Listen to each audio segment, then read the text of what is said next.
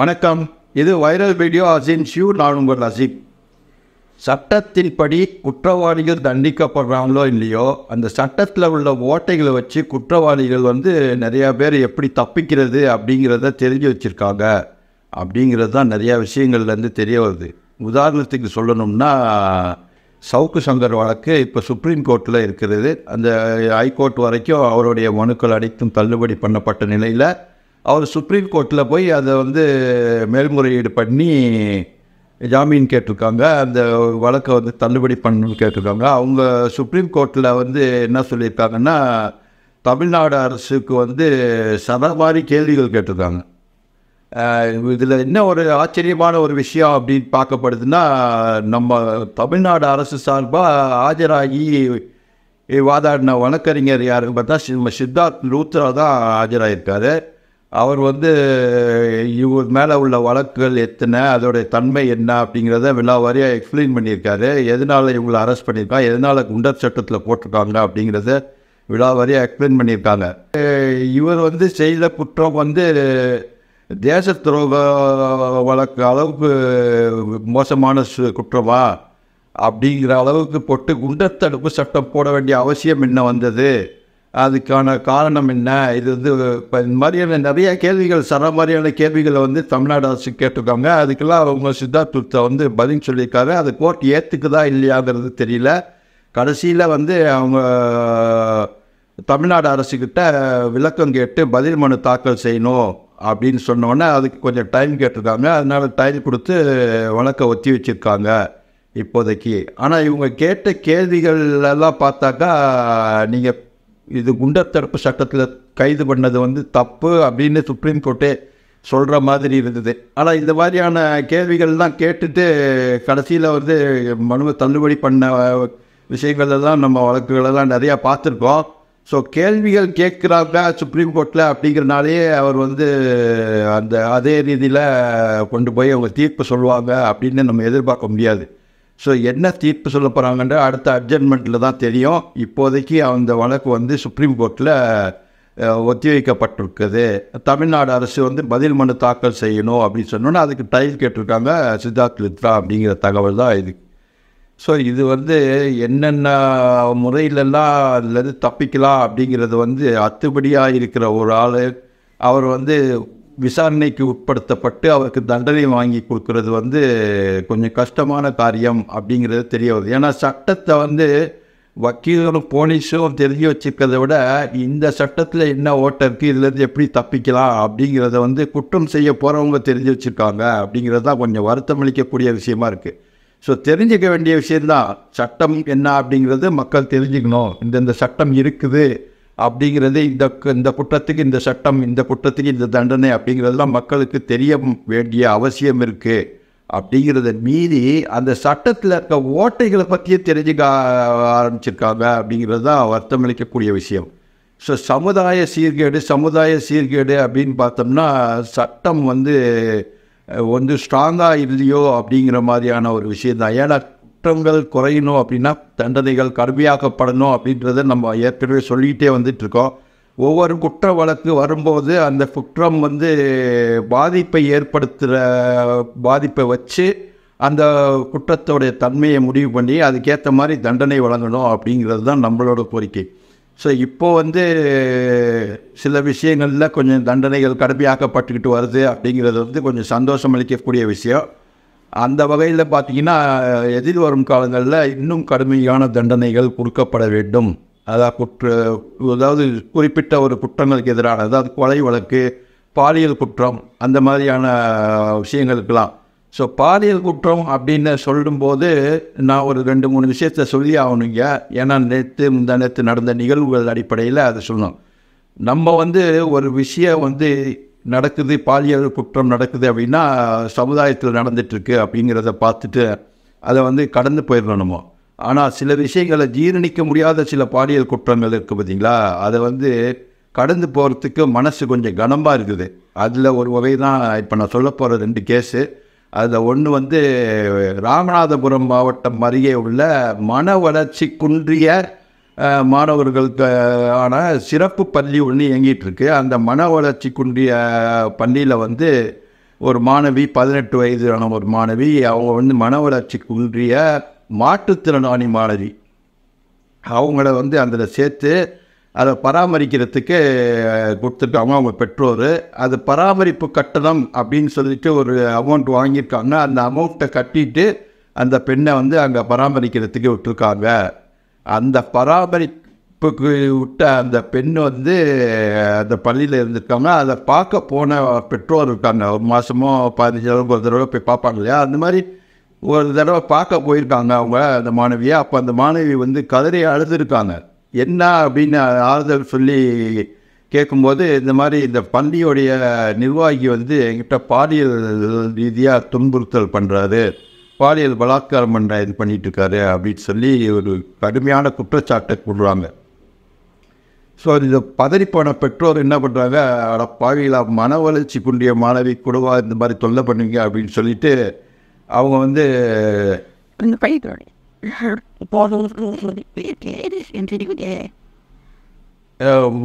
அனைத்து மகளிர் காவல் நிலையத்தில் போய் புகார் பண்ணுறாங்க.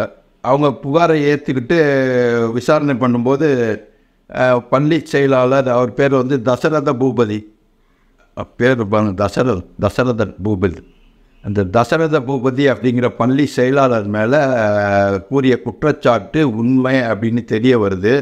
அதன் அடிப்படையில் அவர் வந்து கைது செய்யலாம் அப்படின்னு போகும்போது போக்சோ வழக்கு பதிவு பண்ணுறாங்க போலீஸ்காரங்க. அவங்க விசாரணை பண்ண போகும்போது இந்த பெண்ணுக்கிட்ட தான் விசாரணை பண்ணியிருக்காங்க. இவர் இதெல்லாம் நடந்திருக்கு அப்படின்னு சொல்லி, இவர் தான் இந்த மாதிரி செயலாளர் தான் இப்படி பண்ணுறாரு அப்படின்னு இந்த பெண் வாக்குமூலம் கொடுத்துருக்காங்க. அதன் அடிப்படையில் பள்ளிக்கு போய் விசாரணை பண்ணுறதுக்கு முன்னாடி அந்த பள்ளி செயலாளர் மேலே போக்சோ வழக்கு பதிவு பண்ணிவிட்டு அங்கே போய் பார்த்தாக்கா அவர் வந்து தலைமறைவாயிடுறார். ஸோ தலைமறைவான அவரை வலை வீசி தேடி வருகிறார்கள் அப்படிங்கிறது தான் இப்போ உள்ள தகவல். ஸோ இவங்க வந்து கம்ப்ளைண்ட் கொடுத்துருக்காங்க. கம்ப்ளைண்ட் அடிப்படையில் அவங்க வழக்கு பதிவு பண்ணியிருக்காங்க. ஆனால் ஆள் தலைமறைவு, அப்ஸ்காண்டு, அவரை வந்து தேடிட்டு இருக்காங்க. அவர் பிடிச்சதுக்கப்புறம் என்ன பண்ணுவாங்க அப்படிங்கிறத வந்து அதுக்கப்புறம் தான் தெரிய வரும். இப்போதைக்கு அவர் தலைமறைவாயிட்டார், அவரும் அதை தேடிட்டு இருக்காங்கன்றது ஒரு. ஆனால் இதில் பார்க்க வேண்டிய விஷயம், மன வளர்ச்சி குன்றிய ஒரு மாற்றுத்திறனாளி மாணவிக்கு கூட அவங்கள விட்டு வைக்காமல் இந்த மாதிரி கேவலமான ஒரு செயலை ஒரு பள்ளி நிர்வாகி செய்கிறாரு, செயலாளர் செய்கிறாரு அப்படின்னா அவர் எவ்வளோ பெரிய கேவலமான ஒரு ஜந்துவாக இருக்கணும் அப்படிங்கிறது தான் நினைக்க தோணுது. ஸோ நல்லா இருக்கக்கூடிய மனநிலையில் இருக்கக்கூடிய மாணவிக்கு செய்கிறதே நம்ம வந்து கொடுமை அப்படின்னு சொல்லிகிட்ருக்கோம். ஸோ இது வந்து என்ன நடக்குதுன்னே பாதி தெரிஞ்சும் தெரியாமல் இருக்கக்கூடிய ஒரு மாணவிக்கு இந்த மாதிரியான ஒரு கொடுமை நடந்தாக்கா அது எப்படி ஜீரணிக்க முடியும் அப்படிங்கிறது தான் இந்த விஷயத்தில் நான் கேட்குற கேள்வி. ரெண்டாவது விஷயம் வந்து வேணியே பயிரை மேய்ஞ்ச கதை அப்படின்னு சொல்லி கேள்விப்பட்டிருப்பீங்க. இதுவும் அந்த மாதிரி தான். அதாவது கள்ளக்குறிச்சி அப்படின்னாவே கான்ட்ரவர்சி அப்படின்னு ஆகி போயிடுச்சு. இந்த கள்ளக்குறிச்சி மாவட்டத்தில் உளுந்தூர்பேட்டையை சேர்ந்தவர் வந்து திருநாவுக்கரசு அப்படிங்கிற ஒரு 34 வயது போலீஸ்கார். இவர் போலீஸ்காரர் வந்து உளுந்தூர்பேட்டையை சேர்ந்த அவர் வந்து எங்கே வேலை பார்க்குறாரு அப்படின்னா, மயிலாடுதுறை மாவட்டம் தரங்கம்பாடி தாலுக்கா பெரம்பூர் போலீஸ் ஸ்டேஷனில் வந்து போலீஸ்காரராக வேலை செஞ்சிட்ருக்கார். இவர் ஒய்ஃப் இருக்காங்க, 3 பசங்க இருக்காங்க, 3 மகன்கள் இருக்காங்க. மகள் இல்லை, மகன்கள் இருக்காங்க. இவங்க எல்லோரும் சொந்த ஊரில் வச்சிட்ருக்காங்க. இவர் என்ன பண்ணுறாரு, பெரம்பூர் போலீஸ் ஸ்டேஷனில் வேலை செய்கிறாரு. அதாவது தரங்கம்பாடி அந்த போலீஸ் ஸ்டேஷனில் வேலை செஞ்சிட்ருக்க பகுதியில் இருக்கக்கூடிய police quarters, Perambur police quarters, அந்த குவார்ட்டர்ஸில் இவர் தங்கி இருக்கிறார். இவங்க மனைவி குழந்தைகள்லாம் சொந்த ஊரில் இருக்காங்க. இவருக்கு அந்த போலீஸ் குவார்ட்டர்ஸ்க்கு பக்கத்தில் இருக்கிற ஒரு ஆள் கூட நட்பாகுது. அவர் கூட அடிக்கடி ஃபோனில் பேசி ஃப்ரெண்டாக இருக்கார். அவங்களுக்கு வந்து ஒரு பெண் இருக்காங்க, அது 16 வயது பொண்ணு இருக்கு அந்த ஆளுக்கு. ஸோ இவர் வந்து அவர்கிட்ட பேசிகிட்டு இருக்க நேரத்தில் அந்த பெண்ணுக்கிட்டையும் பேசி அதையும் கொஞ்சம் பேசி பழகியிருக்காருன்னு வச்சுக்கலாம். ஸோ பேசி பழக்கமானதுனால இவர் அப்பா வீட்டில் இல்லாதனால இவர் வந்து அந்த பொண்ணை வந்து குவார்ட்டர்ஸ்க்கு வர வச்சு அந்த குவார்ட்டர்ஸில் வச்சு பாலியல் பலாத்காரம் பண்ணுறாரு. வலுக்கட்டாயப்படுத்தி பாலியல் பலாத்காரம் பண்ணுறாரு. யார்? போலீஸ்கார். ஸோ இந்த விஷயம் தெரிய வந்தவுடனே அவங்க வந்து மாவட்ட நிர்வாகத்துக்கு வந்து கம்ப்ளைண்ட் கொடுக்குறாங்க.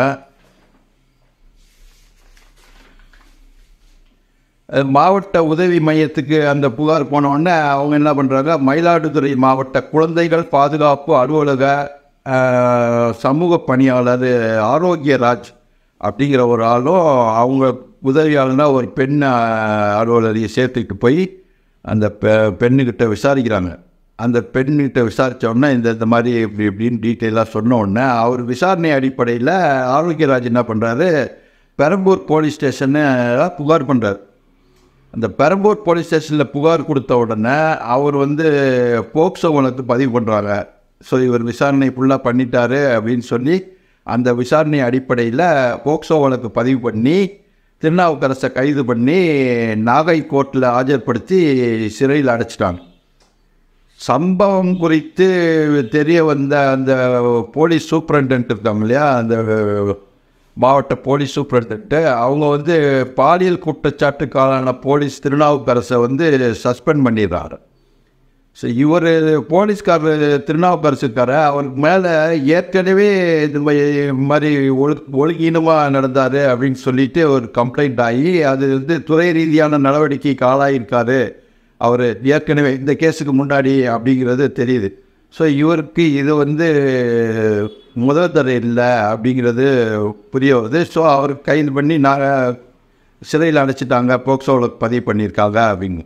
ஆனால் இவர் சம்பந்தப்பட்ட அவர் ஒரு போலீஸ்காரராக இருக்கிறனால இது ஒழுங்காக விசாரணை போகுமா, இந்த போலீஸ்காரர் மேலே நடவடிக்கை இருக்குமா அப்படிங்கிற சாதாரண சந்தேகம்லாம் இருக்கும். ஆனால் வழக்கு பதிவு பண்ணது போக்சோ வழக்கில் குழந்தை நல வாரிய அதிகாரிகள் விசாரணை பண்ணியிருக்காங்க அப்படிங்கிறனால அவர் மேலே கண்டிப்பான நடவடிக்கை இருக்கும் அப்படின்ட்டு நம்பலாம். ஸோ இது மாதிரி இருக்கக்கூடிய சூழ்நிலையில் தான் நம்ம சமுதாய சீர்கேடு அப்படின்னு சொல்லிட்டு இருக்கோம்னா அது எந்த அளவுக்கு போகுதுன்னா, இது எதனால் பாதிப்பு, இந்த பாதிப்பு எதனால் வந்தது அப்படின்னு நம்ம பார்க்க முடியாது. எதுவால் வேணால் இருக்கலாம், சினிமாவால் இருக்கலாம், இல்லை சமுதாயத்தில் நடக்கக்கூடிய நிகழ்வுகளால் இருக்கலாம். அந்த மாதிரி அதுக்கு உதாரணமாக சாலி கிராமத்தில் நடந்த ஒரு சம்பவம், இப்போ ஒரு 4-5 நாளைக்கு முன்னாடி நடந்த ஒரு சம்பவம். சாலி கிராமத்தை சேர்ந்த ஒரு பெண், 30 வயசு நிரம்பிய ஒரு இளம் பெண், அவங்களுக்கு திருமணம் ஆகலை. 30 வயசு ஆயிடுச்சு, ஆனால் திருமணம் ஆகலை. அந்த திருமணமாகலை அவங்க குடும்ப சூழ்நிலை காரணமாக அந்த ஒரு துணிக்கடையில் வேலை செஞ்சிட்ருக்காங்க அந்த பொண்ணு. அதே துணிக்கடையில் குடும்ப வறுமை காரணமாக 15 வயது ஒரு சிறுவன் அதே துணிக்கடையில் வேலை செஞ்சிட்ருக்கான். ஸோ இந்த துணிக்கடையில் வேலை செஞ்ச இவங்க 2 பேருக்கும் பழக்கம் ஏற்படுது, பேசி சிரித்து பழக்கமாகுது. ஆனால் அந்த பையன் அந்த பொண்ணை அக்கான்னு கூப்பிட்டுட்ருக்கான். ஸோ சரி பாதியான வயசு, 30 வயசு, இவனுக்கு 15 வயசு. இவனை மாதிரி 2 மடங்கு வயசு கொண்ட ஒரு பெண்ணு அவனை அக்கான்னு கூப்பிட்டுருக்கா. இவங்க 2 பேரும் பேசி சிரித்து பேசி பழகிட்டு இருக்காங்க அப்படிங்கிறது யாருக்குமே சந்தேகம் ஏற்படுத்தாது நியாயமாக பார்த்தா.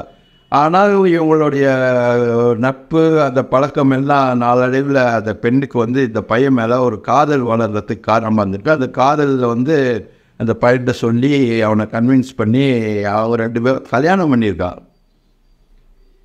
இந்த கல்யாணம் பண்ண விஷயத்த வெளியே சொல்லாமல் மறைச்சி வச்சுருந்துருக்காங்க. ஆனால் இவங்களுடைய கல்யாணம் ஆனதுக்கு அப்புறமா இவங்களுடைய நடவடிக்கைகள் கொஞ்சம் வித்தியாசமாக இருக்குது. இவங்க நிறைய இடத்துல சுற்றி திரிஞ்சிருக்காங்க, உல்லாசமாக சுற்றி திரிஞ்சிருக்காங்க, லவ் பேர்ட்ஸ் மாதிரி.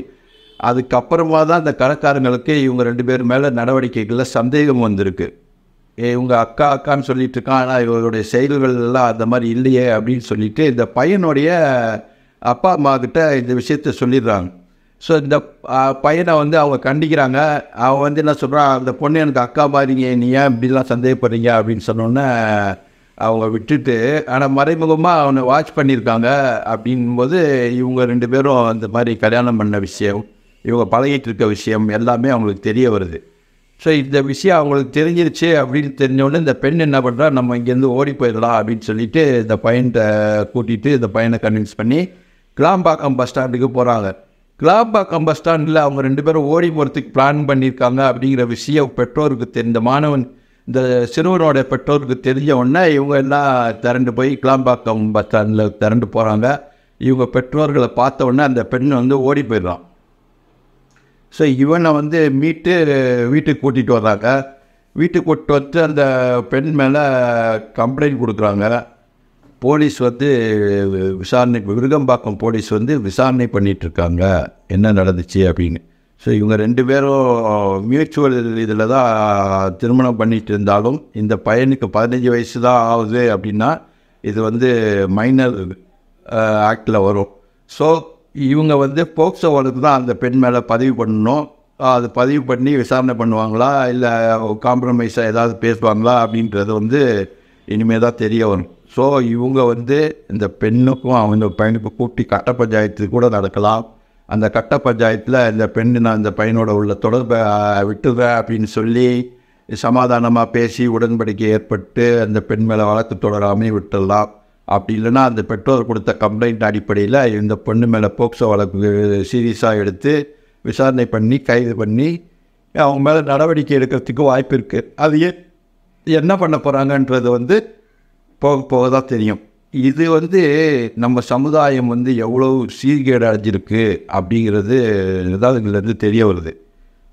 சரி, அடுத்த வீடியோவில் பார்ப்போம். நன்றி, வணக்கம். உங்களோட கமெண்ட்டுகளை வழக்கம் போல் கமெண்ட் செக்ஷனில் வந்து சொல்லுங்கள்.